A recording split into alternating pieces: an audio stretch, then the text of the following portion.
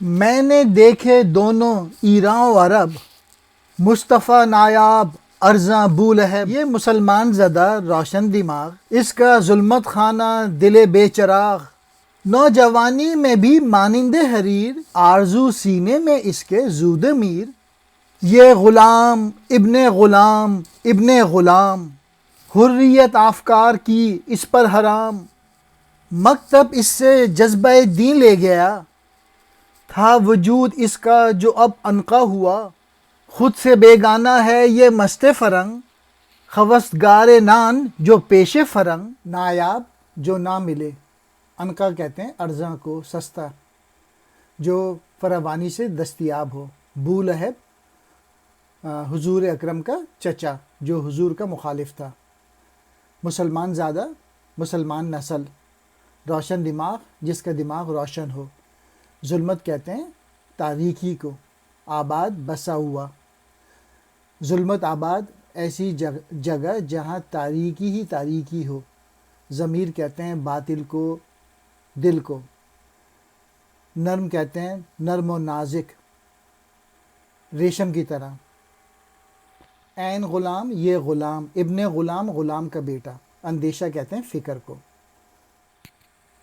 میں عجم میں پھرا اور عرب میں بھی، ہر جگہ حضور کے رنگ میں رنگے ہوئے لوگ نایاب ہیں، بولہب زیادہ ہیں، اس روشن دماغ نسل ملت کی حالت یہ ہے کہ اس کے ضمیر کی اندھیر نگری چراغ کے بغیر ہے، جوانی میں ریشم کی طرح نرم و نازک ہیں، اس کے دل میں پیدا ہونے والی آرزو کا جلد ہی دم گھٹ جاتا ہے، یہ نسل در نسل غلام ہے، اس کے لیے آزادی کے بارے میں سوچنا حرام ہے، مکتب نے اس سے دین کا جذبہ چھین لیا ہے، اس کے وجود کے متعلق صرف اتنا جانتا ہوں کہ وہ کبھی تھا،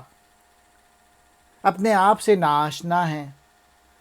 اور غیر کے افکار میں مست ہیں، وہ صرف اتنا چاہتے ہیں کہ غیروں کے ہاتھ سے اسے جو کی روٹی مل جائے۔ میسج یہ ہے کہ ملت کی حالت ایسی ہے جیسے ایک چلتی پھرتی لاش کی مانند ہو، یعنی بے مقصد زندگی گزار رہے ہیں، اور غلامی کے وجہ سے اور غلامی اس طریقے سے ان کے دماغوں پہ چھا گئی ہے کہ وہ اسی میں مست ہیں، اور آزادی کا تصور کرنا بھی پسند نہیں، بس یہ نام کے مسلمان ہیں، اور اس ملت نے اپنے لیے جو ہے وہ مصیبتیں پیدا کر رکھی ہیں، وہ معمولی رزق کے بس خواہاں ہیں۔